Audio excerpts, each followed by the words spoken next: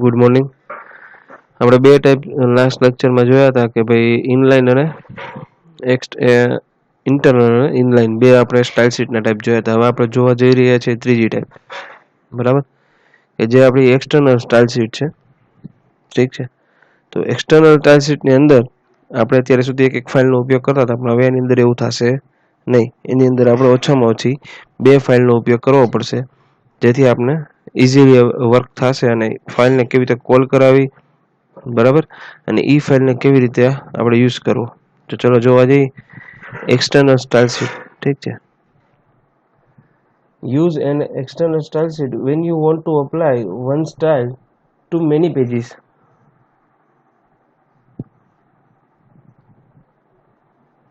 If you make one change in external style sheet, the change is universal on the pages where the style sheet is used. શું કહે છે કે style શીટની file એક જ હશે, પણ સેમ નામથી તમે એ સ્ટાઇલ શીટને અલગ અલગ જગ્યાએ તમે જો સ્ટોર કરાવી હશે, બરાબર, લિંક કરાવેલી હશે, તો શું થશે કે ભાઈ તમે એમાં એકમાં ફેરફાર કરશો તો HTMLની જેટલી ફાઇલો હશે જ્યાં જ્યાં તમે કોલ કરાવેલી છે એ બધી ફાઇલમાં ઓટોમેટિક ફેરફાર થઈ જશે.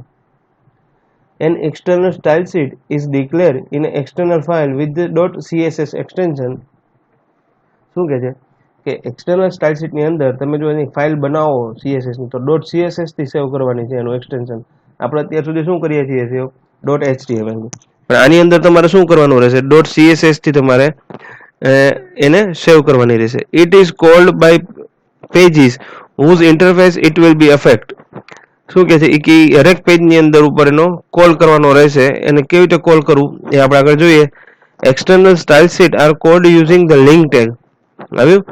Tag which should be placed in the head section of the HTML document. This tag takes three attributes. જો આપણે એને એક્સટર્નલ સ્ટાઇલ શીટને કોલ કેવી રીતે કરવાની, તો કે ભાઈ એનો ટેગ આવે છે કયો, તો કે લિંક ટેગ, બરાબર. અને લિંક ટેગ છે એ ક્યાં ડિક્લેર કરવાનું, તો કે ભાઈ જે આપણો હેડ સેક્શન છે ત્યાં આપણે એને ડિક્લેર કરવાનો છે. હરેક HTML ફાઇલની અંદર જ્યાં જ્યાં આ ફાઇલને કોલ કરાવી છે, બરાબર, ત્યાં આપણે ટેગ કરવો પડશે. ઠીક છે. એના ત્રણ એટ્રીબ્યુટ છે લિંક ટેગના. એક REL એટલે કે relation. When the using an external style sheet on a web page, this attribute tags the value style sheet. શું કહે છે કે રિલેશન જ્યારે આપણે વેલ્યુ કરીએ તો એની વેલ્યુ આપણે શું આપવાની રહી, જો એક્ઝામ્પલમાં આપેલી છે સ્ટાઇલ શીટ, બરાબર છે. પછી type. When using an external style sheet on a web page, this attribute tags the value is text/css. એટલે કે જ્યારે આની આપણે પ્રોપર્ટી સેટ કરીએ ત્યારે એની તમારી વેલ્યુ શું આપવાની છે, text/css. HREF. તો HREF નો શું મતલબ છે કે ભાઈ denotes the name and location of the external style sheet to be used. કે જે તમે CSS ફાઇલ બનાવેલી છે એનો પાથ તમે આની અંદર આપી શકો, બરાબર. જો તમારો પાથ આટલા આપવાનું કે છે કે ઈ ફાઇલ ત્યાંથી કોલ થઈ અને તમારા ડોક્યુમેન્ટની અંદર આવશે. આપણે એક સિમ્પલ એક્ઝામ્પલ જોઈએ, બરાબર. હવે જે શીખીએ છીએ આપણે એક્સટર્નલ સ્ટાઇલ શીટ શીખીએ છીએ. ઠીક છે. ચલો રેડી, સિમ્પલ એક્ઝામ્પલ માટે તૈયાર થઈ જાઓ. હવે જો એક્સટર્નલ સ્ટાઇલ શીટની અંદર તો સૌથી પહેલા તો આપણે નોટપેડ બનાવવું પડશે. નોટપેડ ઓપન કર્યું. સૌથી પહેલા હું શું બનાવું છું, CSS ફાઇલ બનાવું છું. આ વસ્તુ યાદ રહેવી જોઈએ તમને. CSS ફાઇલ બનાવું છું. ખાલી કંટ્રોલ S આપી દઉં છું, બરાબર. એક્સટર્નલ ફાઇલનું નામ આપું છું STYLE1.CSS. style1.css માં ફાઇલનું નામ આપ્યું. એનું એક્સટેન્શન છે કયું આપ્યું છે, .css. આ વસ્તુ ખાસ યાદ રાખવાની. હવે આ ફાઇલને મેં કરી દઉં છું બંધ.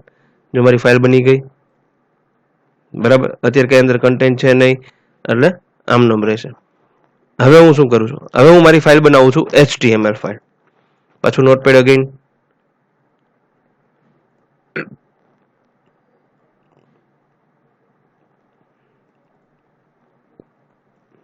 HTML head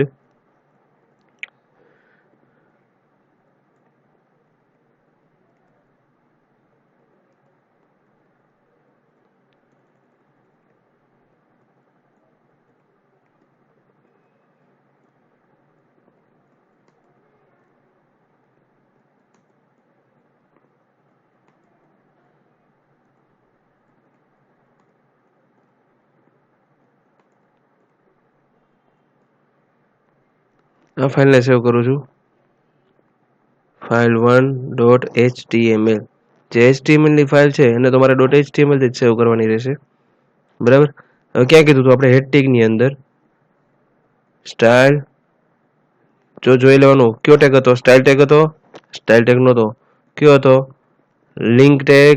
એમાં પહેલું હતું રિલેશન, તો રિલેશન ની અંદર લખવાનું STYLESHEET સ્ટાઇલ શીટ. પછી શું હતું તો કે ભાઈ પછી હતું સ્ટાઇલ. જો આ જોઈ લેવાનું, રિલેશનમાં આપણે શું લખ્યું સ્ટાઇલ શીટ લખ્યું, પછી ટાઈપ શું આવે text/css ઇક્વલ ટુ text/css અને href મારી શું નામ આપું STYLE.1.css ડબલ કોટ પૂરા, ના પૂરું. લિંક ટેગને ક્યાંય ઓવર કરવાનો હોતો નથી. જો આપી દીધું, જનરલી જો લિંક ઓવર કરવો હોય તો તમે ખાલી સ્લેશ અહીંયા સ્પેસ આપી અને સ્લેશ કરી શકો છો. આ વસ્તુ થઈ ગઈ તમારી. એટલે ફાઇલ તમારી જો મેં આગળ ડી ડ્રાઈવ કે પાથ કેમ નથી લખ્યો, શું કામ નથી લખ્યો, કારણ કે આપણે જે બે ફાઇલ છે ને આ ફાઇલ 1 ની અંદર કોલ કરાવી તો એ આ બાજુમાં જ છે, એટલે કે આપણે એનો પાથ સેટ કરવાનો રહીએ નહીં, બરાબર. ચલો હવે આની અંદરથી આપણે પેરેગ્રાફ ટેગ લખીએ છીએ, P hi this is SPKM college, P tag. ફાઇલને આપણે રન કરાવીએ છીએ.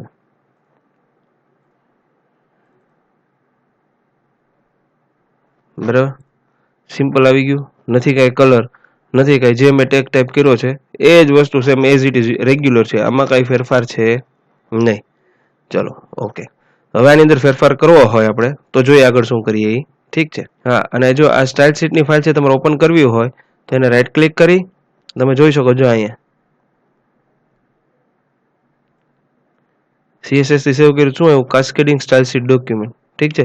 જો તમારે એને ઓપન કરવી છે તો રાઈટ ક્લિક કરી અને ઓપન વિથ શેમાં જવાનું નોટપેડ, અધરવાઇઝ તમે એની પર ડબલ ક્લિક કરશો તો પણ એ નોટપેડમાં ઓપન થશે. પણ બને ત્યાં સુધી રાઈટ ક્લિક કરીને ઓપન વિથ નોટપેડ આપું, કારણ કે બધાના કોમ્પ્યુટરમાં કે બધાના લેપટોપમાં છે એ અલગ અલગ સેટિંગ હોય છે, બરાબર. એ બાને આપણે ખબર પડે કે ભાઈ એને રાઈટ ક્લિક કરવાથી આપણે ફાઇલને ધારીએમાં ઓપન કરાવી શકીએ. હવે HTML ફાઇલ મારી અહીંયા ઓપન જ છે, બરાબર, બંધ થઈ ગઈ. હવે આ ફાઇલને તમે ડબલ ક્લિક કરશો તો સીધી બ્રાઉઝરમાં રન થશે, એટલે એને પણ તમારે ક્યારે ઓપન કરવી હોય તો એને પણ તમે રાઈટ ક્લિક કરી અને ઓપન વિથ નોટપેડ આપી શકો, ઠીક છે. તો જોઈએ આગળ. મેં ખાલી જો CSS ફાઇલ ઓપન કરી તમારી, બરાબર. એમાં શું લખ્યું મેં કે ભાઈ પેરેગ્રાફ ટેગ છે એના કોઈ પણ ઉપયોગ કરું આખા મારી ફાઇલની અંદર, બરાબર, CSS ફાઇલની અંદર, તો એને કલર કેવો હોવો જોઈએ, રેડ આવવો જોઈએ. હવે હું ફાઇલ ઓપન કરીશ મારી HTML ની ફાઇલ. હવે જો ક્યાં યુઝ થશે relation style sheet type.txt href style1.css. મેં ફેરફાર કર્યો કેમાં કર્યો style1.css માં કર્યો. હા, હવે જો હું ક્યાંય મારું જો આ મારી પાથ ખોટો હશે કે મારું કંઈ ખોટું હશે તો મને આઉટપુટ જેવું બ્લેક મળે છે ને એવું જ બ્લેક મળશે, બરાબર, અધરવાઇઝ મને મળશે નહીં. હવે જો હું જેવું ઓપન કરીશ રિફ્રેશ આપ્યું આવી ગયો, એટલે એનો મતલબ કે મારું કોડિંગ છે એ સાચું છે. હવે સપોઝ હું કંઈ યુઝ કરું છું બીજો ટેગ h1 ટેગ, એમાં નામ આપું છું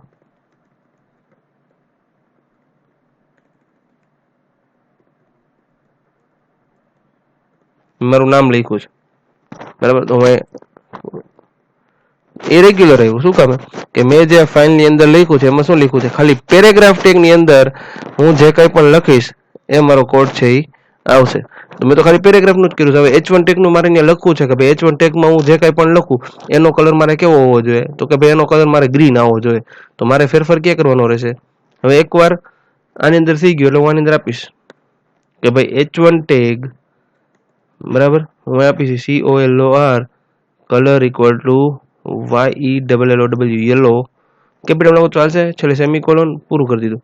આને પણ સેવ કરવું પડશે મારે, બરાબર. હું અહીં આપીશ રિફ્રેશ, આવી ગયા. સપોઝ હું મારા બોડી ટેગની અંદર આખો લખવું છે કે બોડી ટેગમાં બેકગ્રાઉન્ડ કલર કેવું જોઈએ, તો હું અહીં લખીશ બોડી, એટલે કે મારો ટેગ છે એ એનું બેકગ્રાઉન્ડ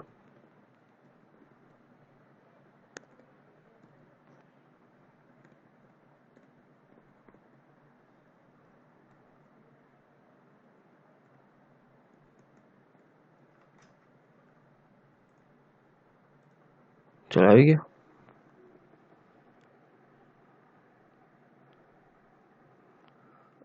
પેલા એક લાઈનમાં શીખા, પછી એક ફાઇલની અંદર શીખા, અને પછી આપણે અલગ અલગ ફાઇલમાં શીખા.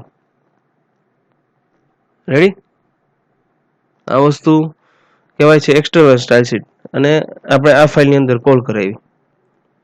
શું નામ હતું? file1 dot. બરાબર. હવે આ જ ફાઇલને બરાબર આપણું નોર્મલ બનાવવું છે, બીજી ફાઇલ એ સિવાયની. બરાબર, એનું નામ રાખું છું file2. તો પહેલા મારે નોટપેડ ઓપન કરવું પડશે.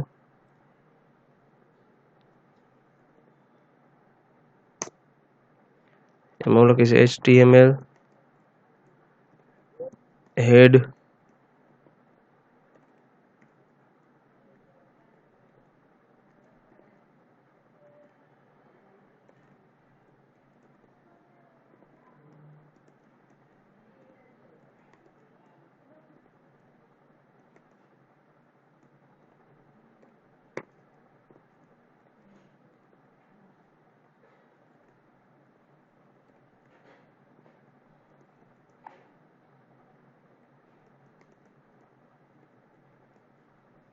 સેવ કરી દો.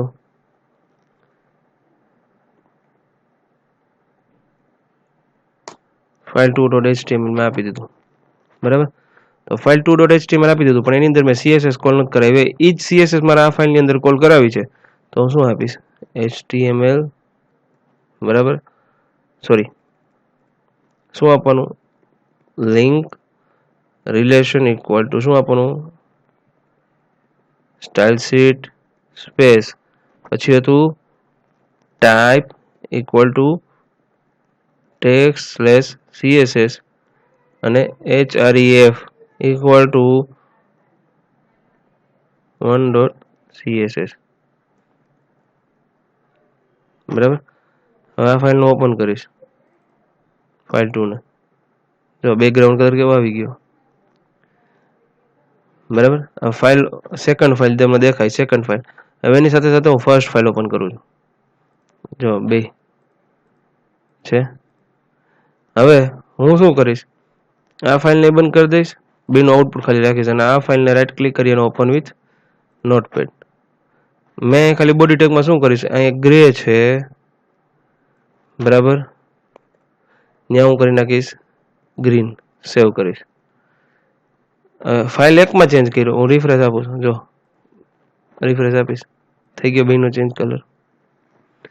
એટલે કે તમારે જ્યારે આ એક જ ફાઇલને તમે જાજી વાર કોલ કરાવી શકો છો. અને હા, file1 માટે તો તમે CSS બનાવી જ દીધું, તો સેમ તમારે સેમ નામ નહીં પણ અલગ નામથી style2.css એવું તમે બીજી ફાઇલ પણ બનાવી શકો, અને એક ફાઇલને તમે મલ્ટિપલ કોલ પણ કરાવી શકો છો. આ એનો મેઇન બેનિફિટ છે કે 25 ફાઇલ હોય, 25 ફાઇલની અંદર તમારે એક ફાઇલ જ્યારે કોલ કરવાની આવે, બરાબર, તો તમે ઇઝીલી કોલ કરાવી શકો છો. આનો મેઇન બેનિફિટ છે. ત્યારે બીજી બે એની ટાઈપની અંદર આપણે આવું કરી શકતા હતા નહીં. ક્લિયર આ વસ્તુ? કે ભાઈ એક જ ફાઇલ છે પણ એને આપણે કોલ છે એ અલગ અલગ જગ્યાએ જાજી વાર કોલ કરાવી શકીએ છીએ. આ એનો મેઇન બેનિફિટ છે. બરાબર. જેથી માણસો અત્યારે કે કોઈ પણ વેબ એપ્લિકેશન કે કાંઈ પણ બનાવે તો ઝાઝા ભાગે ઉપયોગ એનો કરે છે. બરાબર છે. ચલો આગળ હવે એક્ઝામ્પલ જોશું. પણ હવે આપણે એક્ઝામ્પલ બધે કરાવું છું. બરાબર. એ તમને file1 સાથે જ કરાવીશ અને સ્ટાઇલ સાથે. બરાબર. આ તો તમને સમજવા માટે મેં બે ફાઇલ અલગ અલગ બનાવી હતી. ચલો file1 અને બે ઓપન છે. હવે આગળ જોઈએ શું આવે છે. બરાબર. એક્ઝામ્પલ એના માટેનું જ છે, મેં તમને જે કરાવ્યું. હવે ઇમ્પોર્ટ રૂલ છે. બરાબર. કે the @import rule, the બોલા @ પણ તમે વાંચી શકો, the @import rule allow you to include external style sheet in your document. It is way of creating a style sheet within your document and then importing additional rules into the document. To use @import rule type style છે type equal to text. હા, તમારે at A time કોઈ પણ જગ્યાએ બે file call કરાવી હોય, બે CSS ફાઇલ, તો આ એના માટેનું છે.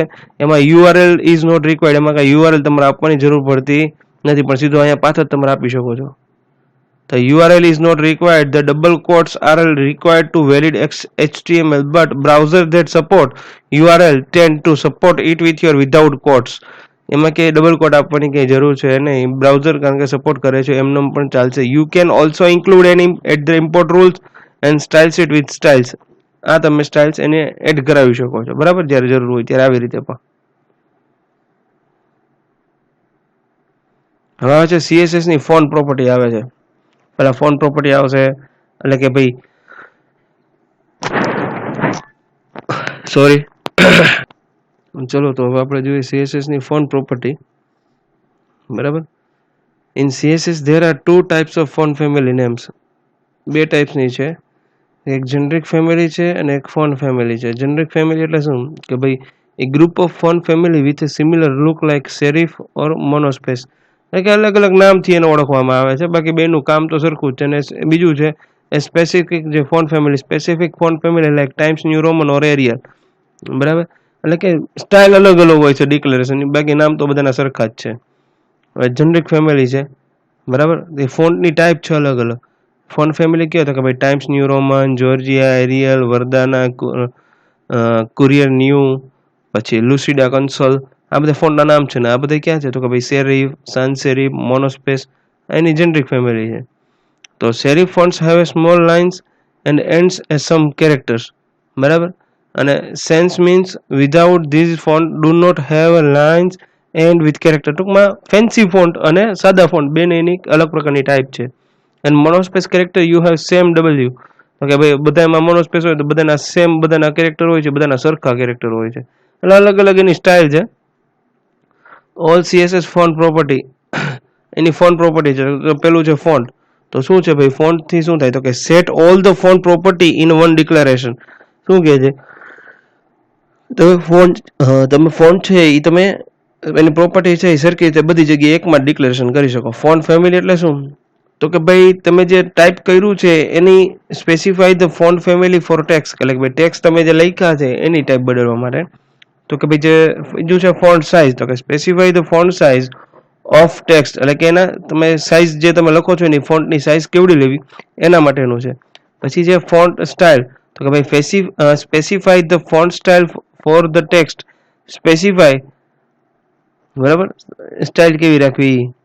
પછી છે ફોન્ટ વેરિયન્ટ, તો ફોન્ટ વેરિયન્ટ થી શું થશે કે specify whether or not a text should be display in small caps or font, એટલે કે કેપિટલમાં લખવા કે ભાઈ સ્મોલમાં રાખવા, એને કહેવાય છે ફોન્ટ વેરિયન્ટ. તો કે અને પછી છે ફોન્ટ વેઇટ, એટલે કે specify the weight of font, કેટલા પિક્સેલ રાખવા, કેવડી સાઇઝ રાખવી, તો એ બધું ફોન્ટ એને કહેવાય છે. સીએસએસ ફોન્ટ પ્રોપર્ટી છે. હવે ફોન્ટ ફેમિલી આવી, એની અંદર તમે કેવી રીતે લખી શકો. જો પેરેગ્રાફ છે ફોન્ટ ફેમિલી તો કે વર્દાના, ફોન્ટ ફેમિલી તો કે એરિયલ, ફોન્ટ ઇમ્પેક્ટ આપણે જોઈ પ્રેક્ટિકલ કરતા જઈએ સાથે સાથે. આપણી સામે બે ફાઇલ હતી, બરાબર, આપણે પેરેગ્રાફ ટેગનો આપણે ઉપયોગ કર્યો છે, બરાબર. શું લખ્યું છે કે ભાઈ this is SPKM college, hi this is SPKM college. તો એની અંદર મેં ઉપયોગ ખાલી કેનો કર્યો છે પી ટેગનો, તો બાકીના મારે કઈ ટેગની જરૂર નથી, બરાબર. ચલો ચેક કરતા જઈએ આપણે. શું લખ્યું છે font slash font dash family. હું અહીં લખીશ, કલર તો રેડ ઓલરેડી છે જ, હું લખીશ font dash family equal to Verdana semicolon, બરાબર. તો વર્દાના નામના ફોન્ટની સ્ટાઇલ ચેન્જ થઈ જશે. તો ઓપન કરીશ મારી ફાઇલ 1.html, જો થઈ ગયા ફેરફાર ચેન્જ નોર્મલમાંથી. હવે હું અહીંયા રાખીશ કે ભાઈ એરિયલ,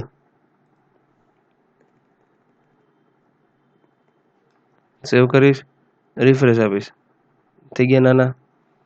ચલો હું અહીંયા આપીશ, મારી પાસે નામ ઘણા છે, હું નામ ગમે કોઈ પણ આપી શકું.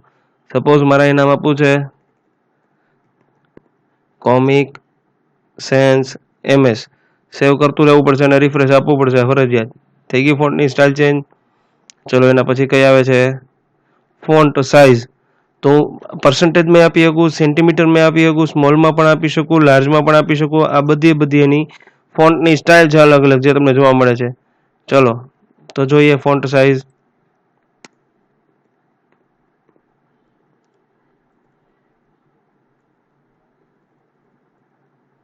ફોન્ટ સાઇઝ ધારો કે સપોઝ આપું છું 25px, તો મેં પિક્સલમાં આપી છે, બરાબર, વધી ગયા. હવે હું આપું છું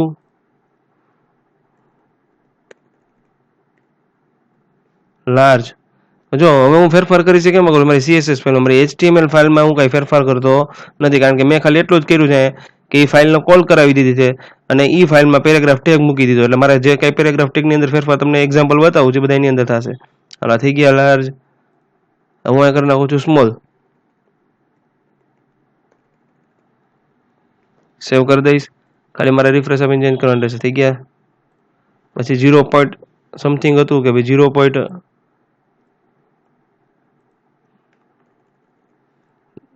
0.8 cm,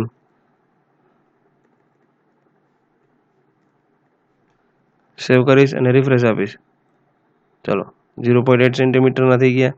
તો આ બધી આની પ્રોપર્ટી છે. હવે પર્સન્ટેજમાં આપું કે ભાઈ 150px, બરાબર. તો સીએસએસમાં જઈશું, છેલ્લે સેમિકોલન કરવાનું ખાસ ભૂલાય નહીં. સેવ કરી દીધા, બરાબર.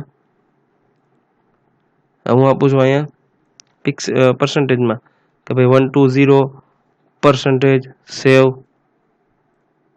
કઈ ફેરફાર થશે નહીં, જોઈ લ્યો તમે એની કોડિંગમાં.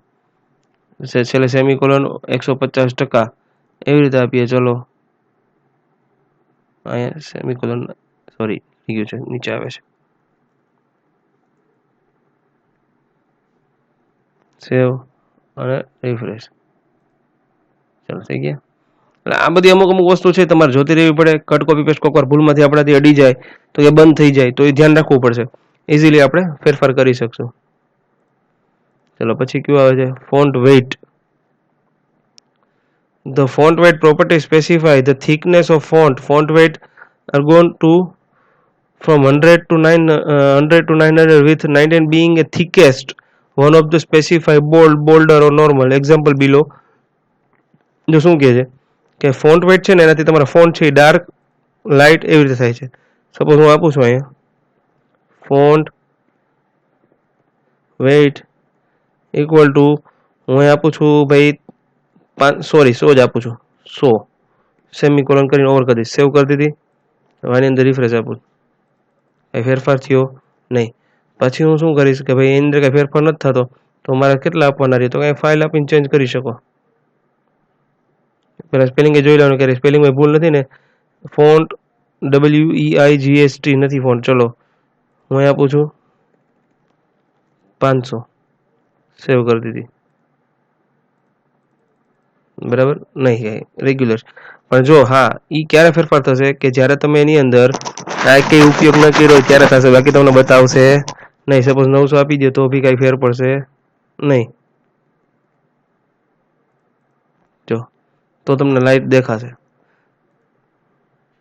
જનરલી શું હોય કે તમે અહીંથી ઓછા કરી નાખો, હું અહીં કરી નાખું છું 100, સેવ કર્યું. હવે જોજો થઈ ગયા છે. જે તમે અક્ષર લખો ને એની ડાર્કનેસ ઘટાડવા માટે. પછી છે ફોન્ટ સ્ટાઇલ. તો ફોન્ટ સ્ટાઇલ કેવી રીતે રાખવી, તમે લખો છો આ નોર્મલ છે, બરોબર. અમારે એવું લખવું છે ભાઈ ફોન્ટ સ્ટાઇલ, હું અહીં લખીશ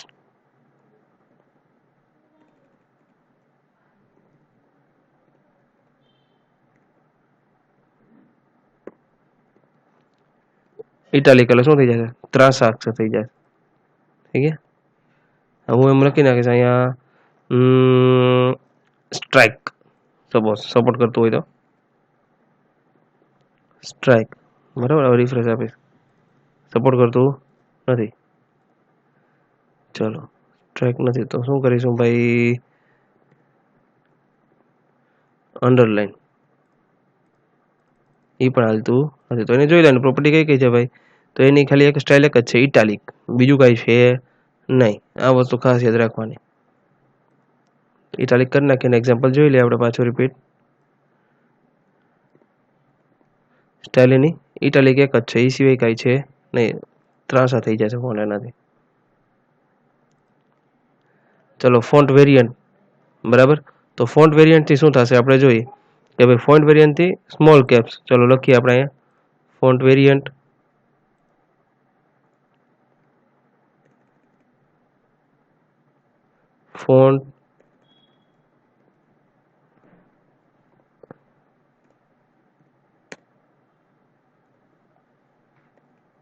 ફોન્ટ વેરિયન્ટ સ્મોલ CAPS આપણે ઓલું લખેલું છે તો જોઈ લેવાનું સ્પેલિંગ મિસ્ટેક નથી થતી ને આપણે VARIANT મારી સ્પેલિંગ મિસ્ટેક VARIAE થઈ ગયો છે મારાથી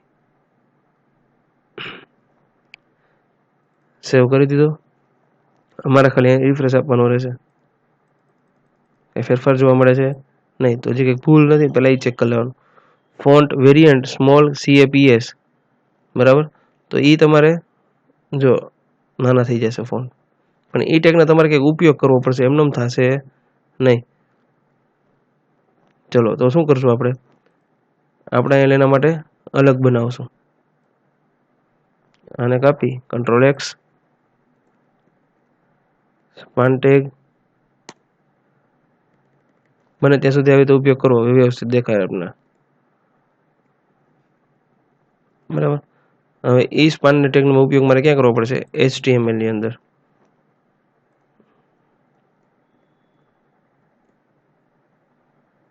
અથવા તો ત્યાં ના કરી તો નીચે કરી નાખીએ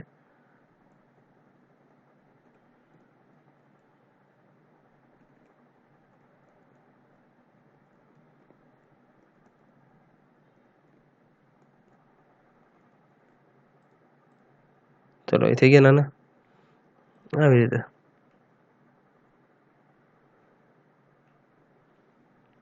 હવે છે આની ટેક્સ્ટ પ્રોપર્ટી તો ટેક્સ્ટને આપણે કઈ જગ્યાએ લખી શકીએ એ આપણે બધું આવતા લેક્ચરમાં જોશું પણ એ પહેલાં એને નોર્મલ જોઈ શકીએ જો ડાયરેક્શન તો ડાયરેક્શન એટલે કે તમારે જે લખવું છે left and right to left to right આવા તમે ઘણી પોઝિશન છે અક્ષરની તમે સિલેક્ટ કરી શકો તો તમને અત્યારે ઓવરવ્યૂ આપી દઉં છું વધુ આપણે એના આવતા લેક્ચરમાંથી જોશું બરાબર એટલે હું ટીક કરી દઉં કે ભાઈ અહીંથી આપણે ચાલુ થશે જાજો ગેપ હોય નથી આવતો વખતે ખબર પડે આપને ડાયરેક્શન છે એ તમારે left to right to left એના માટે છે બરાબર પછી બીજું આવે છે લેટર સ્પેસિંગ તો કે ભાઈ લેટર એટલે શું કોઈ પણ એક કેરેક્ટર છે એને આપણે લેટર તરીકે ઓળખીએ સપોઝ આપણું નામ લખીએ છીએ SPKM તો SPKM ની અંદર 4 લેટર થયા તો લેટર વચ્ચે સ્પેસ કેટલો રાખવો એના માટે છે પછી લાઈન હાઇટ તો કે ભાઈ જે તમે આમ ટાઈપ કરો છો જે સીધી લાઈનમાં તમારી સામે આઉટપુટ આવે છે તો એ લાઈનની હાઇટ તમારે કેવડી રાખવી તો એના માટે શું છે લાઈન હાઇટ બરાબર છે તો એ સેટ કરવી પિક્સલમાં સેટ થાય પછી પર્સન્ટેજમાં સેટ થશે બે રીતે સેટ થશે પછી છે ટેક્સ્ટ અલાઇન કે તમે એની અંદર કાંઈ પણ અક્ષર ટાઈપ કરો છો તો એની અલાઇન ક્યાં હોવું જોઈએ લેફ્ટ રાઈટ સેન્ટર આ જે બધું બોટલ આવે છે ને જે આપણે વર્ડ એક્સેલની અંદર જે આ બધું આવે લેફ્ટ બરાબર આ સેન્ટર આ લેફ્ટ સોરી અલાઇન રાઈટ અને આ જસ્ટિફાય તો તમારે કઈ જગ્યાએ ચાલુ કરવું એમ આની અંદર પણ એની ફેસિલિટી આવે છે ટેક્સ્ટ ડેકોરેશન તો ટેક્સ્ટ ડેકોરેશન એટલે બોલ્ડ